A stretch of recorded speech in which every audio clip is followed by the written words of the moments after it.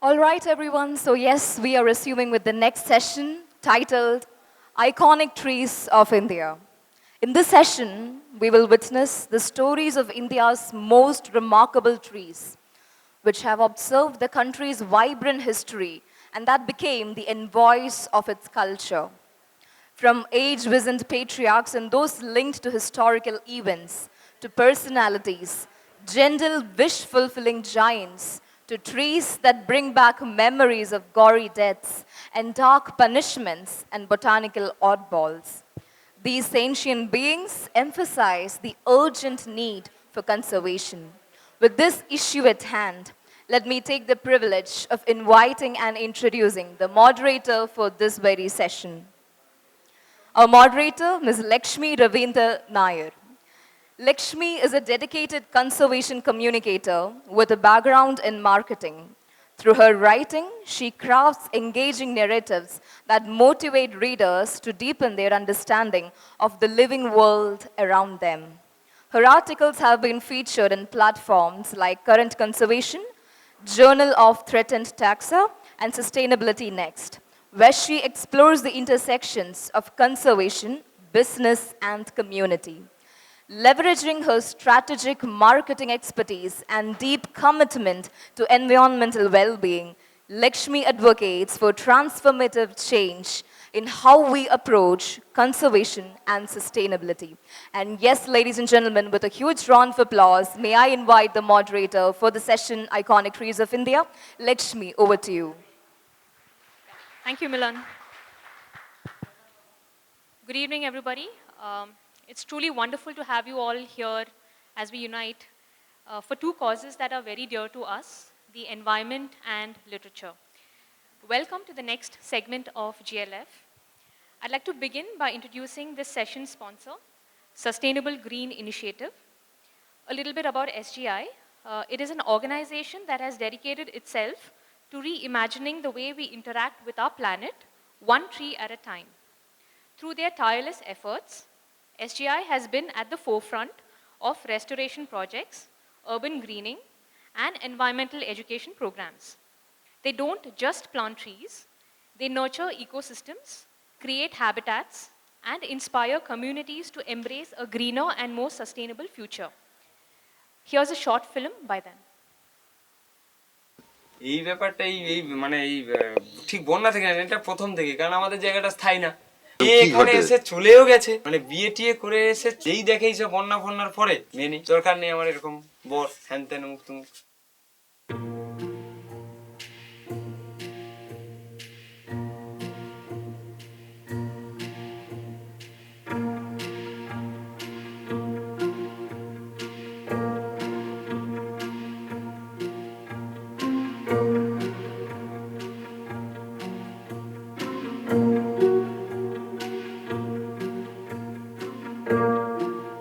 আমার সার্ভেতে প্রায় 1140 ফ্যামিলি আছে, তার মধ্যে প্রায় 200-র মতো ফ্যামিলি ওপারে চলে গেছে, যারা কাকদ্বীপ বা ওই যে আশেপাশে সাগর। মানুষ চেষ্টা করছে যাতে এখানে না থেকে ওপারে থাকতে পারে, এই জায়গাটা কারণ স্থায়ী নয়। প্রত্যেক বছর শুধু একবার নয়, একবার না, এই নদী বন্দরে একবার নয়, প্রত্যেক বছরে আমরা এই যে এমন হয়ে গেছে তবুও যাইনি। কেন যাইনি? এমন হয়ে গেছে তবুও যাইনি কেন? ঘর নেই, তবুও এখানে পড়ে আছি গাংধারে। ভালো জায়গা বলে, ভালো হয়ে বলে তো পড়ে আছি।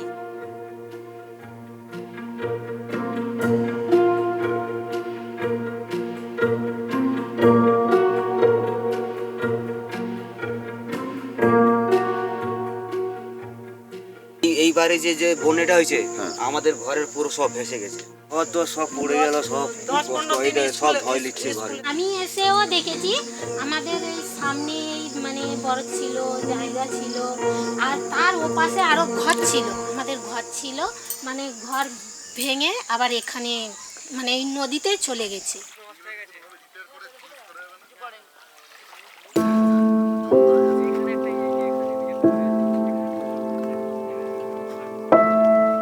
এই ব্যাপারটা ঠিক বন্যা থেকে না, এটা প্রথম থেকে, কারণ আমাদের জায়গাটা স্থায়ী না, থাকা জায়গা নেই, মানুষ হচ্ছে এরকম ছুটে বেড়ায় যাযাবর মতো। এখানে এসে চলেও গেছে, বিয়ে টিয়ে করে এসে মানে ছিল, আচ্ছা ঠিক আছে, যেই দেখে এইসব বন্যা ফন্যার পরে মেনে ছেড়ে চলে গেছে।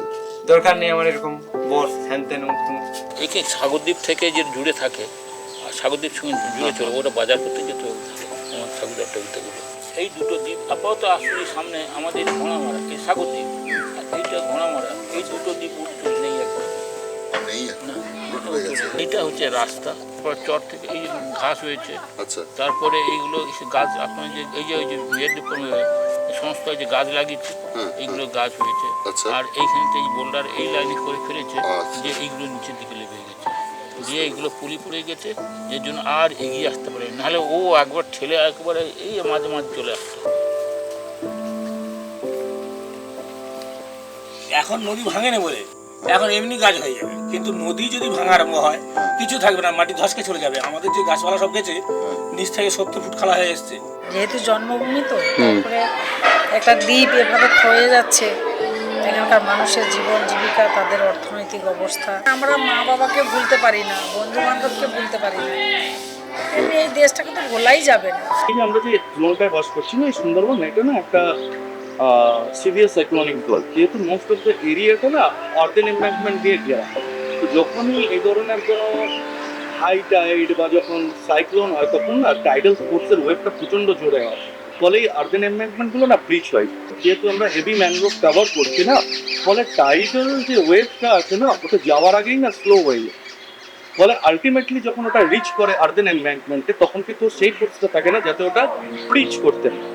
ওই নদীর চরে ম্যানগ্রোভ চারা লাগানো তো অবশ্যই, যদি ক্ষয় না হয় ওই জায়গার মধ্যে আমরা চাষাবাদ, যেটা এখন জল ঢুকে নোনা জল ঢুকে ওটা নষ্ট হয়ে যাচ্ছে, চাষাবাদ হচ্ছে না।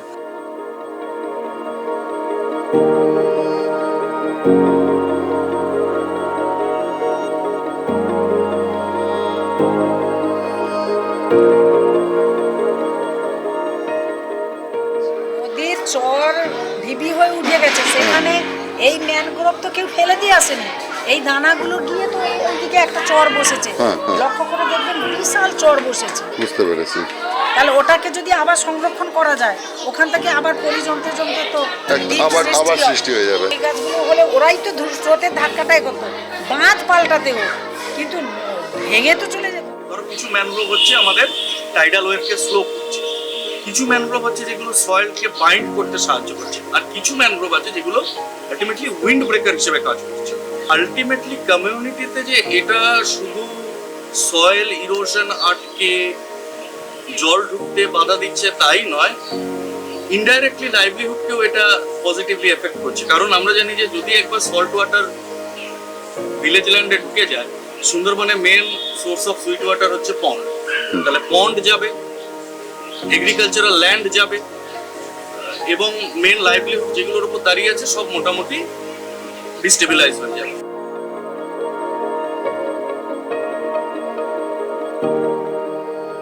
আমার জ্ঞান পড়ার পর থেকে 4টে বাঁধ চলে আসলো, মানে আমার বয়স এখন 14 বছর হলে, মানে 14 বছরে যদি 4টে বাঁধ চলে আসে তাহলে আর দ্বীপটা কত কথায় থাকবে। গাছ লাগানো হবে এবং বিভিন্ন মানে মানুষকে সচেতন করার জন্য বিভিন্ন মিটিং মিছিল করা দরকার আছে। গালেই তো তখনই মানুষের উপকারটাই হয়, মানে বাঁধ সুরক্ষা হয়, ঝড় বৃষ্টি থেকেও রক্ষা পাওয়া যায়। নদীকে আটকাতে হলে গাছ লাগাতে হবে, ঘন হবে গাছ, ঢেউ আটকাবে, বেশি পলি টলি পড়ে আরো উঁচু হবে।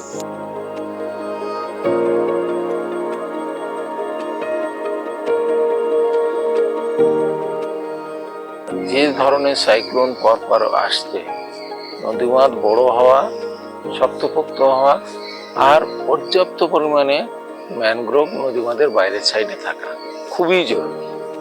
যদি সেটা না থাকে তাহলে যতই কংক্রিটের বাঁধ হোক না কেন সেটা রক্ষা হবে না।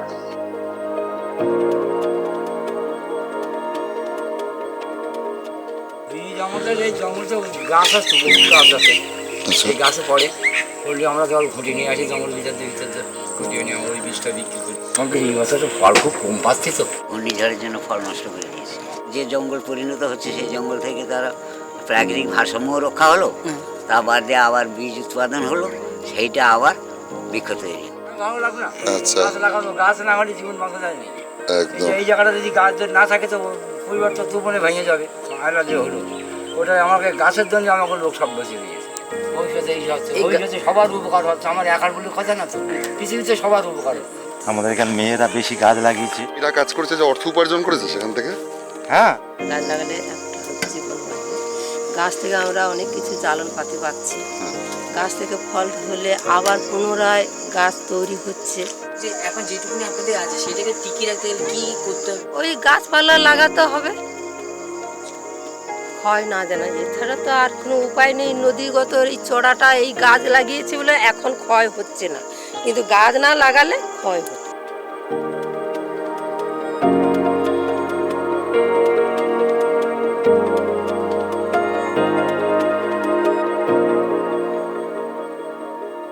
এই গ্রামে ধরো আমার বাবারা ছিল আগে মেদিনীপুরে, আচ্ছা, সেখান থেকে চলে এসছে, এসে এখানটায় আছে। ছোট অবস্থায় আমাদের নিয়ে চলে এসছে, ছেড়ে দিয়ে না বাবাদের যেখানটায় জায়গা ছিল সেই জায়গাটা বানে ভেসে গেছে, জায়গা নদীতে চলে গেছে। যখন আমরা প্ল্যান্টেশন সিজন হয় তখন আমরা যেই এরিয়ায় কাজ হয় সেই এরিয়া কমিউনিটি যারা মেম্বার রয়েছে তাদেরকে আমরা ইনভলভ করি। আমরা তাদের মধ্যে থেকে 2-3 জনকে আমরা ওয়াচার হিসেবে রেখে দিই, যারা হচ্ছে সারা বছর আমাদের সাথেই থাকেন এবং তারা মানে ডাইরেক্ট বেনিফিট পান। আমার কাজটা, আমি এই প্লটের ওয়াচার আছি। আমার দায়িত্ব হচ্ছে গাছটাকে যত্ন করে আমাকে তৈরি করতে হবে, করলে আমাদের পরবর্তী দিনে ঢেউ মৌজা বা নদীর যেসব বাহানাগুলো আসে সেগুলো আমরা রোধ করতে পারবো।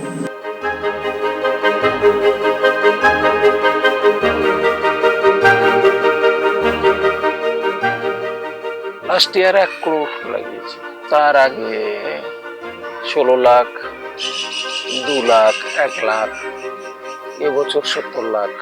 আমার মনে হয় ম্যানগ্রোভ লাগানো যেমন জরুরি, লাগানোর পরে প্রোটেকশনটা আরো জরুরি, যার জন্য আমরা সাকসেসফুল। প্রোটেকশনটা 3 বছর পর্যন্ত আমরা প্রোটেকশন দিয়েই দিচ্ছি, মানে পাবলিকের সাথে রেগুলার যোগাযোগ রাখা, সাথে সাথে ওখানে অচার দেওয়া, ওখানে যে কোঅর্ডিনেটর আছে তার সঙ্গে রেগুলার যোগাযোগ রাখা, এই ব্যাপারটা আমরা করি।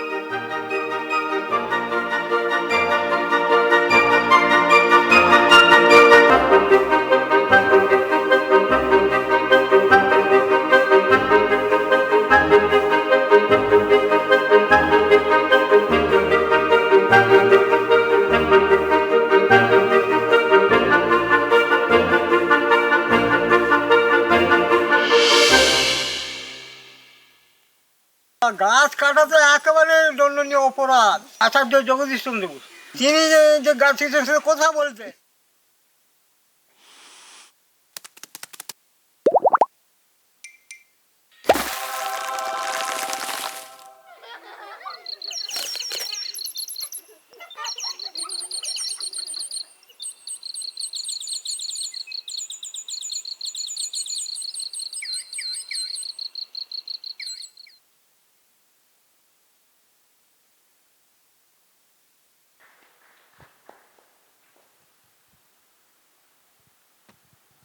Thank you, SGI. I'd like to bring in the next session with a rhetorical question. Isn't it more difficult to understand plants than animals? India is seeing a growing repository of its native biodiversity, which I'm sure makes the likes of us gathered here very happy, because once we know what is around us, the more inclined we are to protect it. While much of our nation's plant life has been catalogued and documented, there is still limited knowledge about how these plants interact with each other, with other living organisms, and their ever-changing environments. Our speaker for the next session bridges this gap in his own way. I would like to welcome Dr. S. Natesh for our session named after his book, Iconic Trees of India. The book is a wonderful account of some of the country's most remarkable trees and their connections to the land and people. A little bit about Dr. Natesh. He taught botany at the University of Delhi for nearly a decade before moving to the Department of Biotechnology. He is a recipient of the Biospectrum Lifetime Achievement Award for his contribution towards taking the Indian biosciences sector to new heights. Currently, he is an honorary fellow of ATREE, and a new plant species called Aponogeton nateshii has been named in his honor. On behalf of GLF, I invite Natesh to take the stage, share his insights, and leave us in amazement. Over to you, Natesh.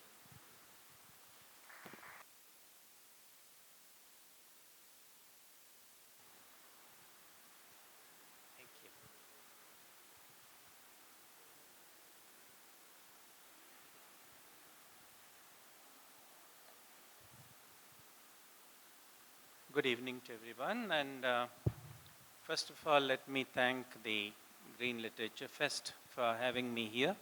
It's a great privilege and an honor to participate in this wonderful Lit Fest.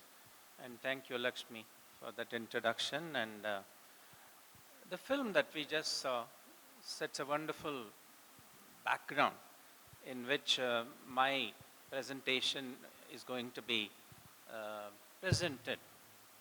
And as Lakshmi mentioned, I'm going to speak about some of the iconic trees of India, which the subtitle that I put there as celebrating our living monuments. Without taking too much of your time in the introduction, let me straight away start this presentation. So trees are vital from ecological, economic, and cultural perspectives. You have already seen one great use or some of the great uses of mangroves in the everyday life of island people in the Sundarbans just now. Trees also act as sources of food, fiber, timber, and drugs, and so on, paper, and many other things. They combat climate change, clean up the air, shield us from UV light. They cool our towns and cities, conserve water, mitigate pollution, and so on. They provide canopy and habitat for wildlife. They also mark the seasons with their flowering and leaf shedding and many other things. They also lend scenic and aesthetic value and increase the worth of property. A property which has trees on it always costs more than one which is desolate of trees.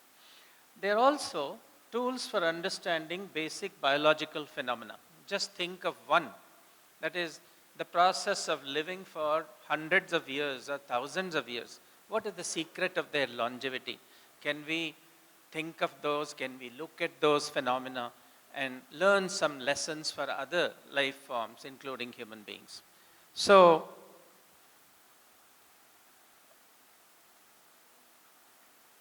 older and larger trees are even more important. Why? Because they sequester disproportionately large amounts of carbon dioxide compared to smaller trees. They are also proxies for past climates. You know, you can learn the secrets of past climates from their growth rings. The number of growth rings will tell you the age of the tree, and the width of the rings will tell you the conditions under which they grew, whether that was conducive or not. And you can learn about whether a particular year was full of drought, or it had too much rain, or it had insect attack, or it was whatever. They are also important historical and cultural assets, and therefore focal points for local traditions. Because of their evidence of long relationship between us and trees, they bring about or evoke memories of events, emotions, and myths. They are also magnets for tourists and pilgrims, and they are also ambassadors of ecotourism.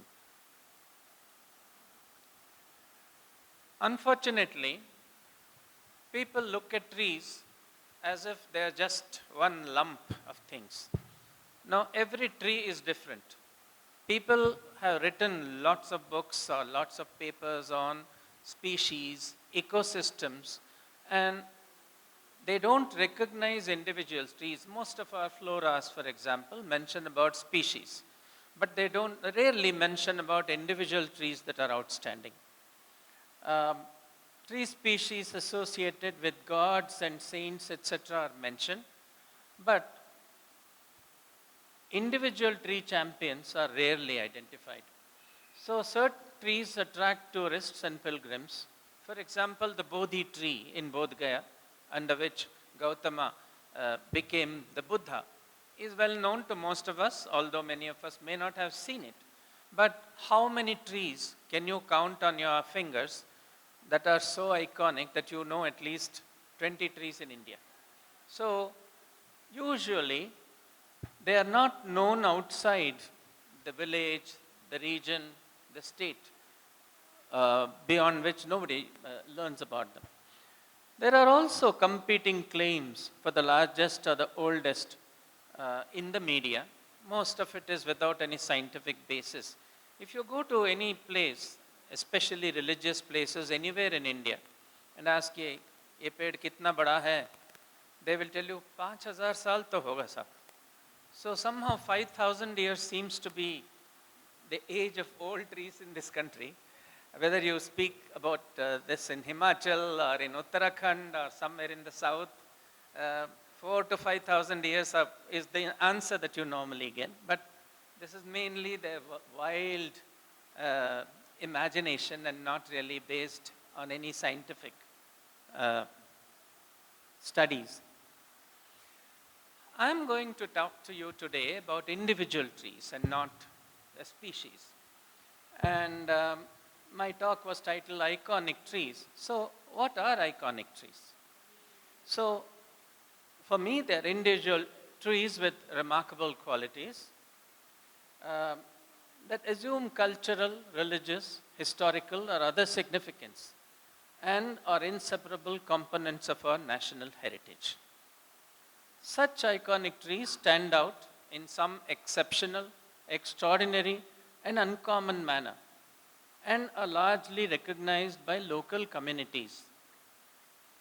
You may be overawed, you may be filled with wonder, you may be filled with dread, but no iconic tree is going to leave you unmoved. Wherever they are, such tree champions are a priceless national resource to be treasured, nurtured, protected, and passed on to the next generation.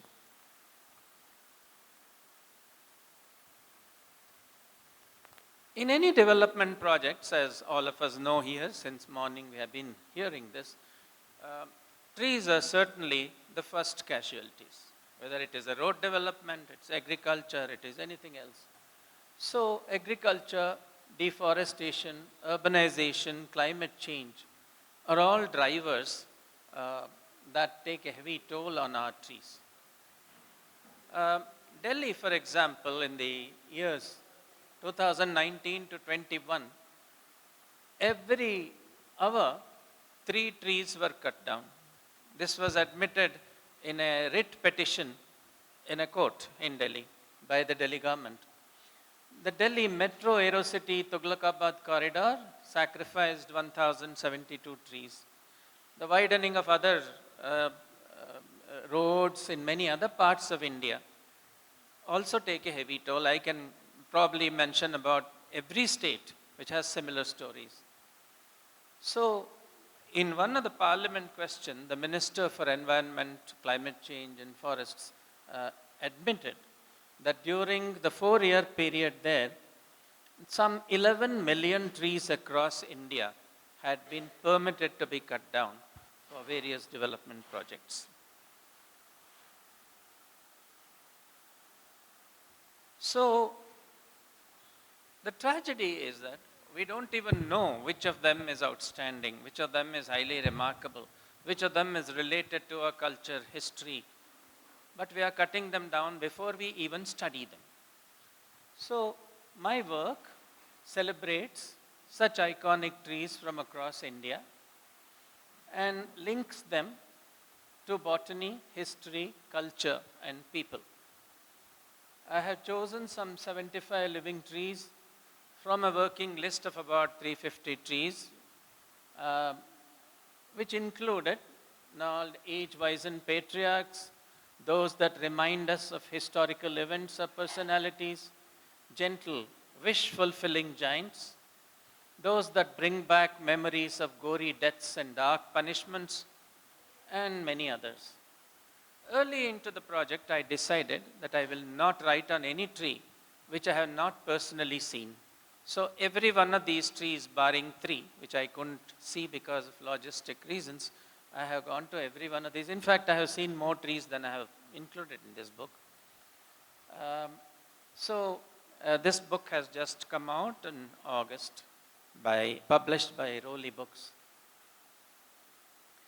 For the purpose of convenience, in my book, I have divided iconic trees into these following categories. Age is one of the criteria. Survivors of a long gone age. Then record dimension is another criterion. Champions and giants. Then trees of historical importance being linked to important events, personalities, places, or periods.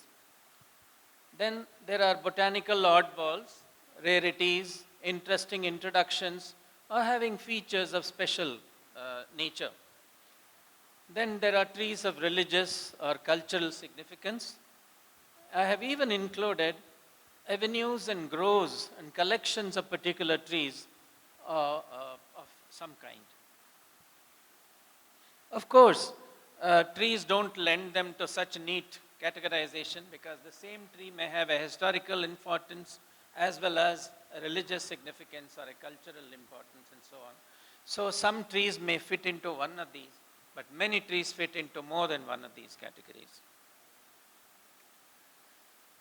Hopefully, this work will encourage preparation of district, state, and national level heritage tree registers so that we know what we have and we come to celebrate such richness. Also stimulate more studies on linking trees to science, people, history, and culture. Inspire public participation in nominating heritage trees for being included in such registers. And finally, create better awareness for tree protection, because awareness is very important for appreciation. Appreciation leads to protection, and protection leads to other things, including people's participation in ensuring that we pass this rich heritage to our next generation of people.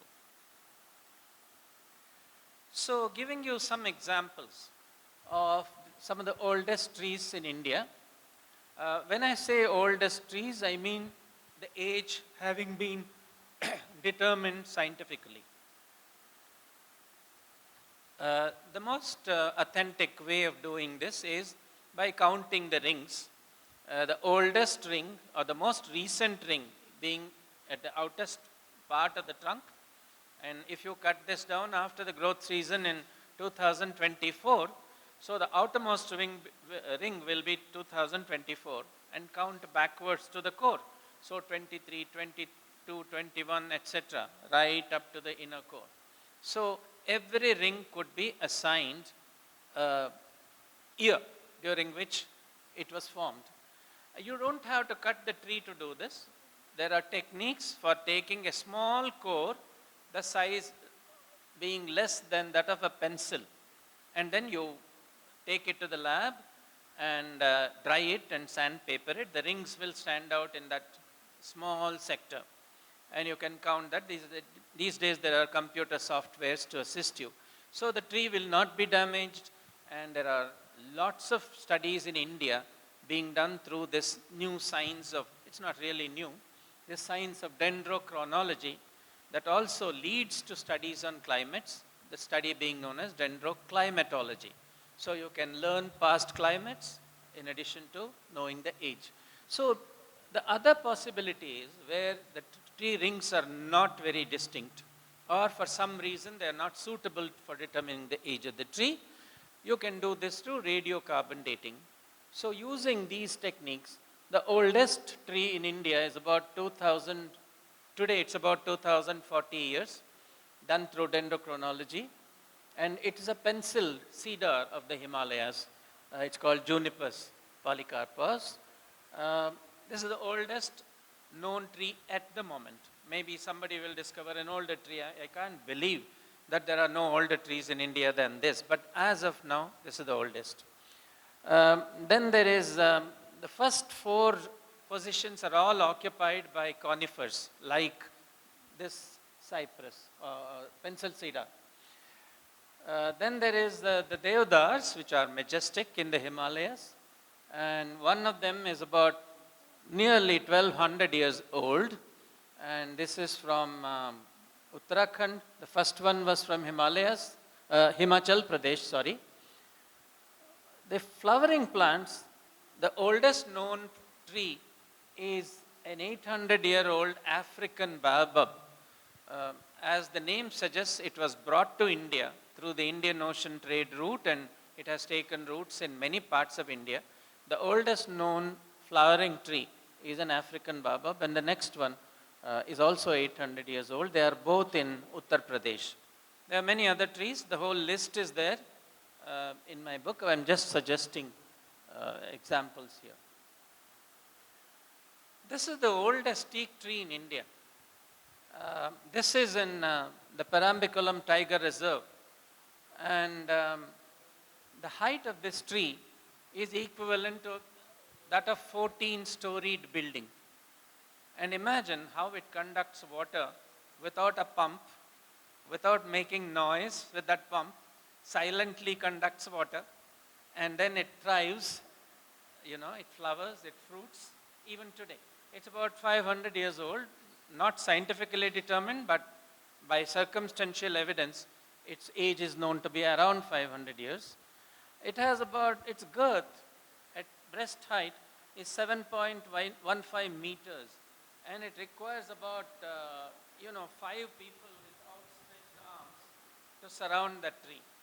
And the trunk at the base especially reminds you of Qutub Minar in Delhi, fluted and as wide as that.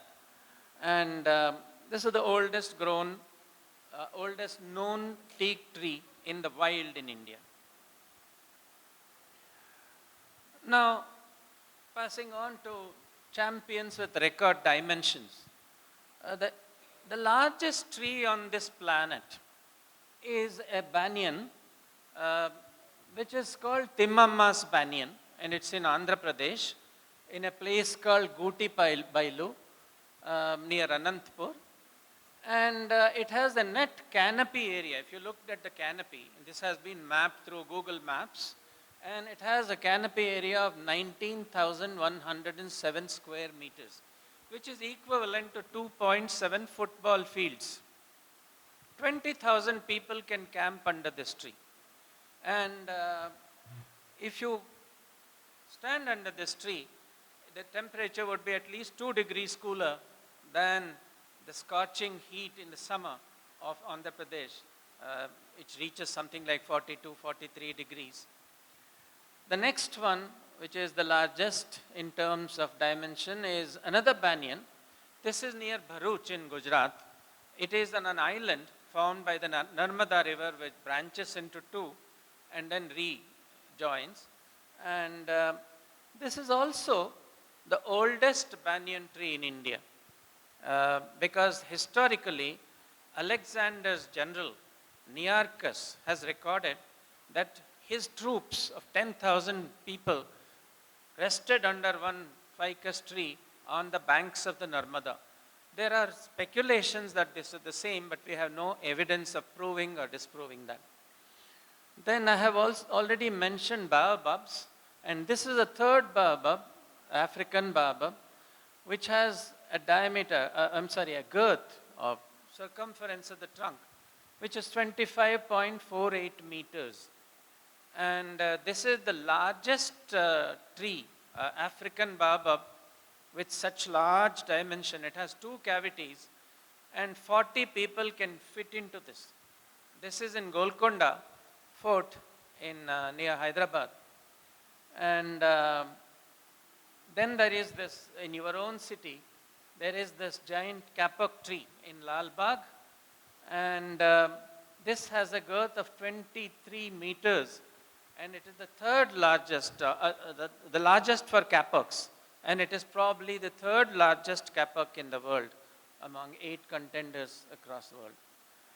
So there is also this rhododendron in near Kohima in the Japfu mountain, which has a record height of more than 38 meters. It is the tallest rhododendron tree in the world. I'm sorry. So this is the tree. It is on the Japfu mountain. It was discovered by two Angami Nagas and by the name of Donaipa Khale and Viali Tachu. And the gentleman standing on the right side is Donaipa Khale, who is still alive. The other person passed away. And when I visited this place, he honored me with his company and came with me to see this tree. And this other girl here is Neset Ali Hisse, who is a very good mountain climber too. And that there is the rhododendron tree, which is the tallest in the world. It's a Guinness Book record. This is the giant kapok tree in Lal Bagh, which I mentioned about. The general feeling is such a large tree has been introduced by Tipu Sultan. You know, Lal Bagh has been initiated originally, established by Hyder Ali and then his son Tipu Sultan. And if you looked at the map in Lal Bagh, they treat it as a contiguous area of some 40 acres today. But there have been scientific studies by a Bangalore group which has now shown that original Lal Bagh consisted of 5 different discrete portions, and 4 of them were established by Hyder Ali and 1 by Tipu Sultan. And this tree is not fitting into, today's Lal Bagh only has the Tipu Sultan's part fitted into it. The interesting thing is this tree is not in that portion. It lies 195 meters southwest of that Tipu Sultan's original Lal Bagh. So obviously more land was acquired for Lal Bagh by the British. The British took this over in 1790s after the death of Tipu Sultan, and until 1756 there was hardly anything done because the garden kept on changing hands, and finally they decided it would become a botanical garden. And it's not clear when this tree was incorporated into Lal Bagh. In 1861, the then superintendent called William New has mentioned this tree in his catalogue of Lal Bagh trees. Therefore, this tree was introduced sometimes between 1856 and 1861. But exactly where it came, which land was acquired, we don't know, because much more in-depth studies are needed to determine that. It's an awesome tree. So there are other trees, there are hundreds of trees which have historical significance. And you might be interested to know that the first person who introduced eucalyptus into India was not a scientist, but it was Tipu Sultan. And he introduced as many as 16 species of eucalyptus into India, and he grew them all on the Nandi Hills, which are very close by. And all those 16 species are still there. And those are some of the oldest trees factually recorded as having been introduced by Tipu Sultan. Unfortunately, we don't know why he introduced them, because they are not very showy flowers. They don't have any immediate use at that time. And Tipu Sultan is known for having introduced either very showy flowery trees or fruit-bearing trees. So eucalyptus is none of those. So why did he introduce them? Secondly, where did he introduce them from? Did he get them from Tasmania or Australia? Or did he get them from Mauritius, where French people were already his friends and they had a colony there? So these are things for which no records exist at the moment. Then there are other trees which are historically connected to Mahatma Gandhi. For example, the famous Dandi March. And there is a banyan in Dandi village where during his entire duration of his stay, Gandhiji held prayer meetings and exhorted people about India's independence under that banyan tree. And then, you know, Aurangzeb's eldest brother, Dara Shoko, has created several gardens in Jammu and Kashmir. And one of them is what is known as the Badshahi Chinar in a place called Bij Behara. And it's an awesome looking chinar, probably the second oldest chinar in India. Then there is in Sikkim, I'm going to show the picture of this later. Then in Bangalore city, there was this Sir C.V. Raman's Primavera tree, which was planted there after his cremation on the institute's premises. There are many other trees which are connected to historical persons, events and places. So this is that weeping cypress, which is in a place called Norbugang in Sikkim. And the story goes that a man, a lama called Lama Latsen Chembo, wanted to escape persecution in Tibet. He was a lama, and there was persecution of people, there was purging going on.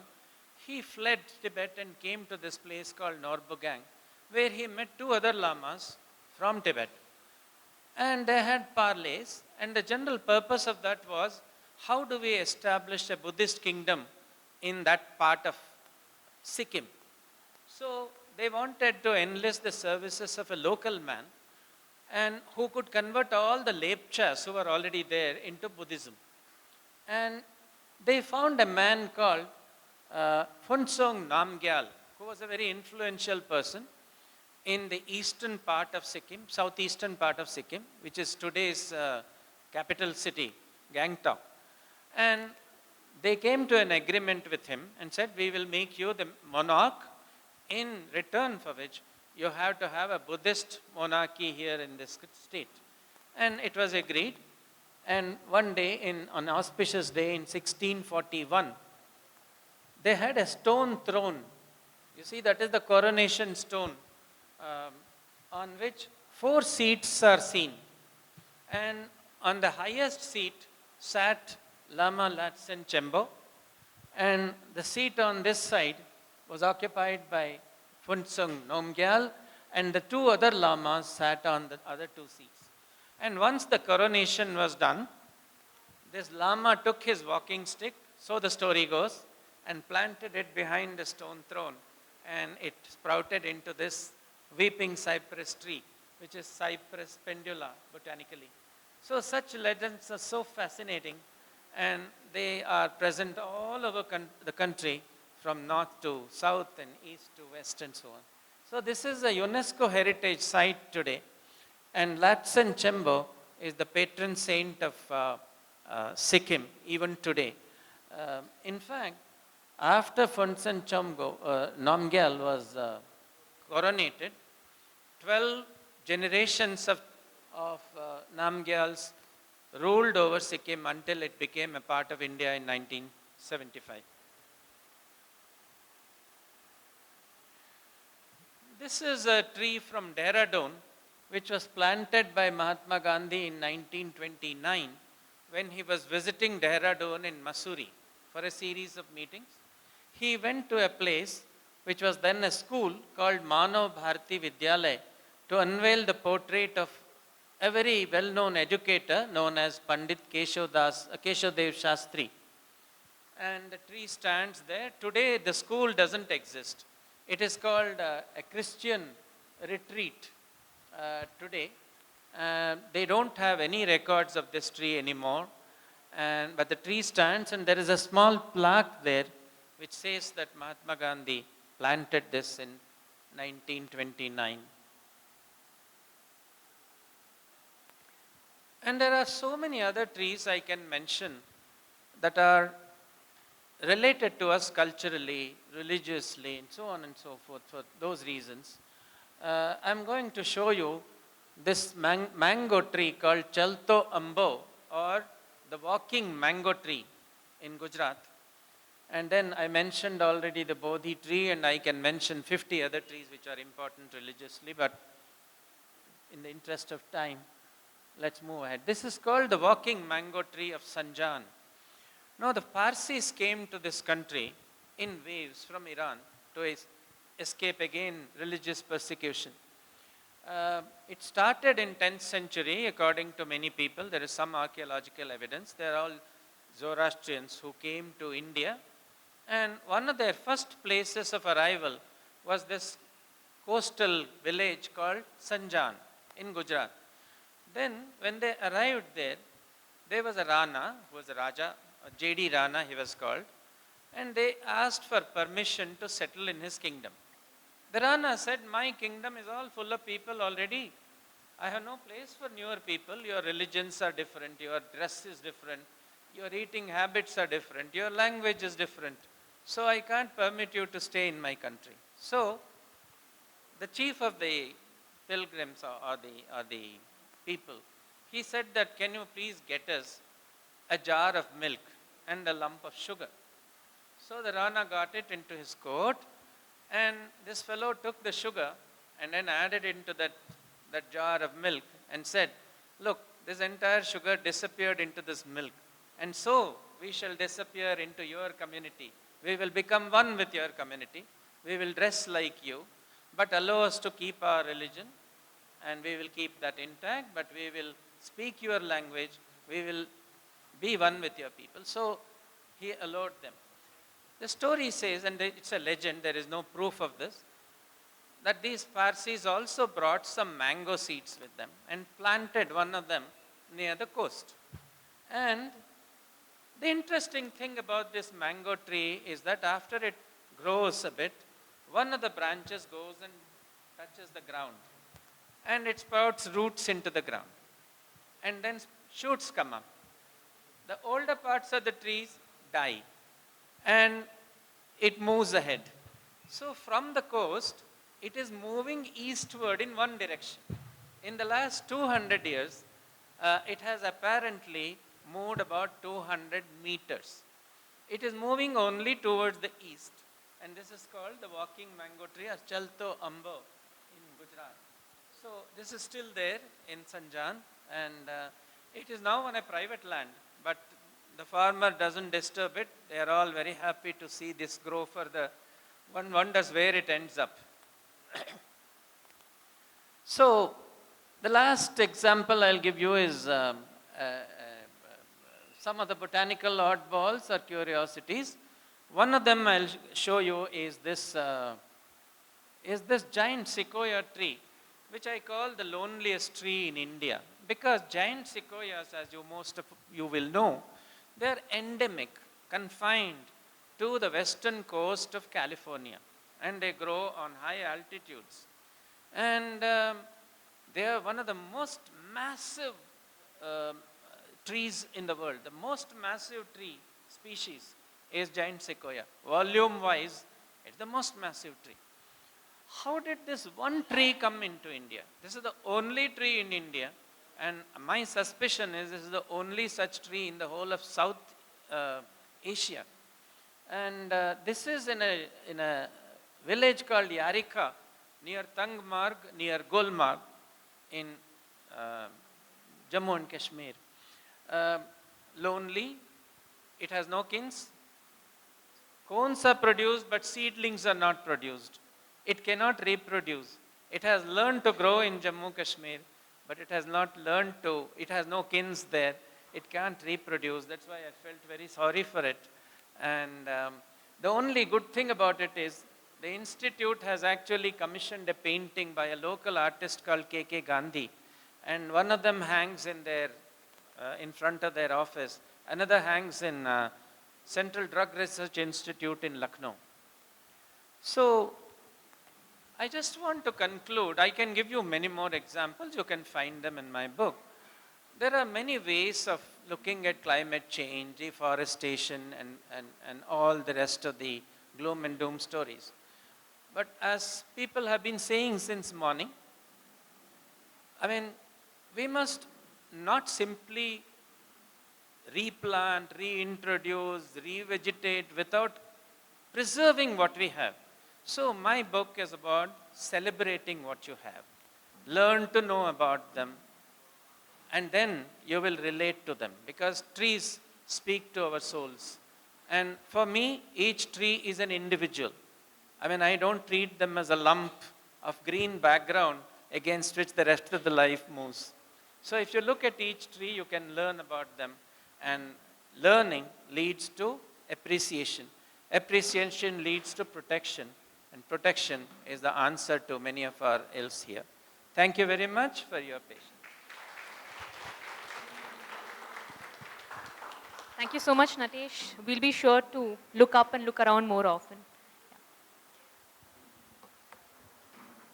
Thank you so much, Dr. Natesh, and thank you so much, Lakshmi. I'm so sure the audience would agree when I say that there's a story behind every tree, behind every species, and that is that one message that we all would carry out from your session. Once again, thank you so much, sir. May I request Lakshmi to join me in the dais, and may I also take the privilege of inviting Mr. Matthew Pai, please to join us right here on the dais. He is the author of Plato Tackles Climate Change and the founder of Climate Academy Brussels. Thank you for joining us. We have a token of appreciation on behalf of Green Literature Festival that is being presented to a speaker as well as the moderator. Yes, sir, on stage.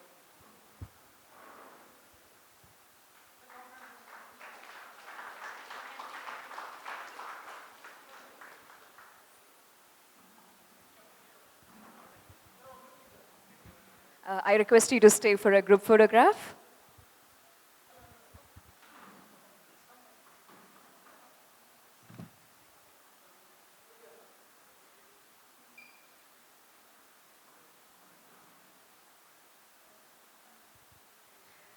Well, thank you so much.